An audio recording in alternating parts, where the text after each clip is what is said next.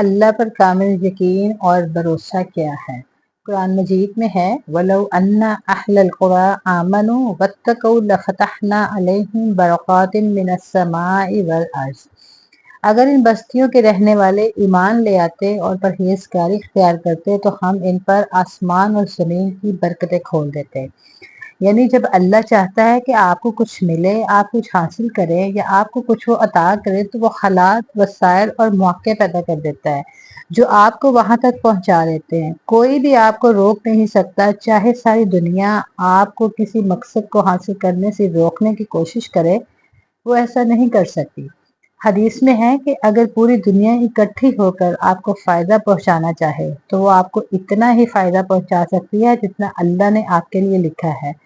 और इस हदीस में इसका उल्टी बताया गया है कि रसूलुल्लाह सल्लल्लाहु अलैहि वसल्लम हमें ये बता रहे हैं कि अगर पूरी उम्मत, पूरी कौम आपको नुकसान पहुंचाने के लिए इकट्ठी हो जाए तो वो आपको नुकसान नहीं पहुंचा सकती जब तक अल्लाह ने उसे आपके खिलाफ नहीं लिखा।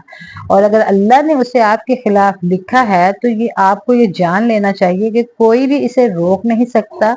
अल्लाह हम सबकी हिफाजत फरमाता है। जैसे एक छोटा बच्चा पैदा हुआ और फिरौन उसे ढूंढ रहा था।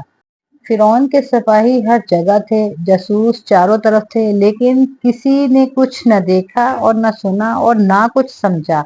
अल्लाह ने उसकी माँ को एक खास बात का इल्हाम दिया कि वो बच्चे को एक छोटे से संदूक में डालकर इसे दरिया में डाल दे। ये कैसे मुमकिन है? वो सोच रही होगी, लेकिन अल्लाह ने उसे तसल्ली दी कि फिक्र ना करो, जिसने इसे पैदा किया है वही इसकी देखभाल भी करेगा।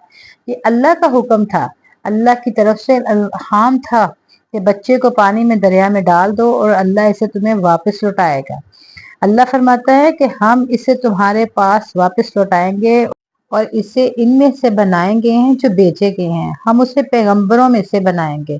उसके लिए कुछ बड़ा मंसूबा है। और फिर क्या हुआ कि अल्लाह ने फिरौन को औलाद नहीं दी थी, वो बच्चे की तलाश में थे। फिरौन की बीवी जब चल रही थी तो इसने छोटा सा एक संदूक देखा। जब इसने संदूक खोला तो इसके अंदर एक मासूम और खूबसूरत बच्चा था।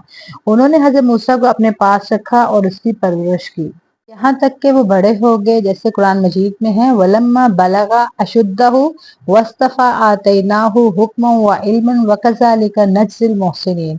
और जब वो अपनी जवानी को पहुंचा और तवा ना हुआ तो हमने इसे इल्म और हिकमत से नवाजा और हम नेकोकारों को इसी तरह बदला दिया करते हैं।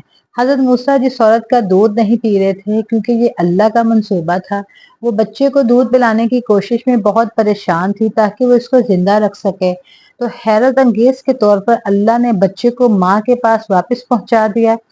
एक छोटे बच्चे की सूरत में वो माँ के पास लाया गया। माँ उसका ख्याल रखती, उसे दूध पिलाती, कुछ वक्त उसके साथ गुजारती और फिर से वापस भेज देती क्योंकि वो किसी और से दूध नहीं पीता था। ये अल्लाह की बहुत बड़ी निशानी थी। अल्लाह की ताकत को कभी कम ना समझो। कुरान में अल्लाह ताला फरमाते हैं फरददनाहु इला उम्मिही कई तकर्रा ऐनुहा वला तहसन। फिर हमने उसकी माँ को उसके पास पहुंचा दिया ताकि इसकी आंखें ठंडी हों और वो गमगीन ना हो। जब वो तुम्हें देना चाहे वो तुम्हें जरूर अता करेगा। उससे दुआ मांगो, दिल से मांगो और यकीन से मांगो। जब वक़्त सही होगा जो तुम चाहते हो वो तुम्हारे पास आ जाएगा। और ये बात याद रखो कि अगर वो तुम्हारे लिए बेहतर है और तुम्हारे नसीब में है तो वो तुम्हारी तरफ जरूर आएगा। अगर नहीं है तो चाहे कुछ भी हो जाए वो तुम्हें नहीं मिलेगा। अल्लाह ताला फरमाते हैं कि हमने हजरत मूसा को उसकी माँ के पास वापस पहुंचा दिया ताकि उसकी माँ की आंखें ठंडी हों और वो गम ना करे। वो एक नेक औरत थी, अल्लाह से करीब थी और अल्लाह ने तो उन्हें एक पैगंबर की माँ होने के लिए चुना। और सोचे जरा इनमें कितनी अजीम खूबियां होंगी। हमें ये बात हमेशा जो है वो अजीब सी लगती है। अगर आप चाहते हैं कि आपका बच्चा जो है वो दीन की खिदमत करने वाला बने तो पहले ये सोचें कि आप खुद कौन हैं।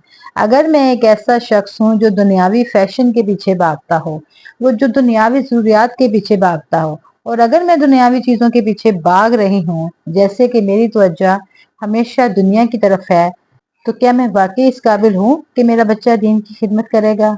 हम सबको अल्लाह की तरफ लौटना है। अभी भी वक्त है क्योंकि हम सांस ले रहे हैं, ذرا دنیا پر نظر ڈالیں، دنیا کو دیکھ کر سمجھیں کہ لوگوں کو دیکھیں اور غور کریں کہ دنیا میں کچھ لوگ ایسے ہیں جو صرف دنیاوی چیزوں کے پیچھے نہیں بھاگتے، بعض لوگ ایسے ہیں جو اپنے مستقبل سے بہت خوفزدہ رہتے ہیں، اس حد تک اپنے اوپر یہ غم سوار کر لیتے ہیں کہ اللہ کی رحمت سے نا امیدی اور مایوسی کی باتیں کرنے لگ جاتے ہیں۔ مثال کے طور پر اگر کوئی آدمی غریب ہے، اس کی اولاد مال و اسباب کی وارث نہیں، تو اسے یہ خوف اور پریشانی لاحق ہے کہ اس کی اولاد کا کیا ہوگا، اس کی اولاد کا کیا بنے گا، انہیں کون کھلائے گا، کون ان کے خیال رکھے گا۔ یا بعض لوگ اپنے کاروبار کی وجہ سے بہت پریشان رہتے ہیں اور غمگین رہتے ہیں، یہ تو دنیا کے غم ہے، لیکن جو اپنے اوپر دنیا کا غم سوار کر لے تو پھر وہ مصیبتوں اور پریشانیوں میں رہتا ہے۔ ہمیں صرف اور صرف آخرت کا غم ہونا چاہیے، اور آخرت کی جو زندگی ہے وہ اتنی حقیقی اور پرسکون ہے کہ وہاں کسی قسم کا کوئی جو ہے غم نہیں ہوگا، غم کا تصور بھی نہیں ہوگا۔ دنیا کی زندگی کا عالم تو یہ ہے کہ انسان ہر وقت پریشانیوں اور غموں میں گھرا رہتا ہے، اور وہ بیتے ہوئے دنوں کے متعلق غم زدہ، مستقبل کے لیے فکر مند اور حال کے متعلق پریشان رہتا ہے۔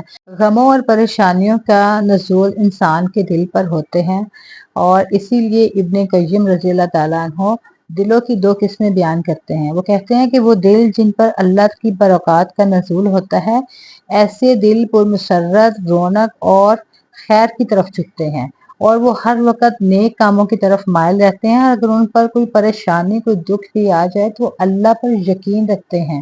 اور دوسرا دل وہ جو شیطان کی تدبیروں کے مطابق چلتے ہیں، ایسے دل جو ہیں وہ غم، پریشانی، دکھ اور مصیبتوں کا گھر ہوتے ہیں۔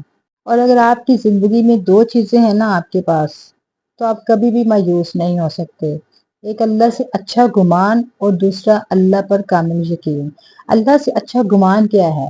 کہ میرے اللہ مجھ سے محبت کرتے ہیں، جیسے میری ماں مجھے تکلیف میں نہیں دیکھ سکتی، تو ویسے میرا رب جس نے مجھے پیدا کیا ہے وہ مجھے کیسے تکلیف میں دیکھ سکتا ہے؟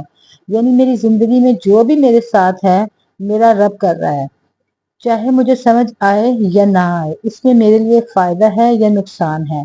اور دوسرا اللہ پر کامل یقین، اتنا یقین اپنے رب پر، اتنا یقین کہ جسے کہتے ہیں نا کہ اندھا دھند اپنے رب پر یقین کر لو کہ میرا اللہ وہ ہے جو میرے لیے راستے بنائے گا، آپ کے سوا میرا کوئی راستے بنانے والا ہے ہی نہیں۔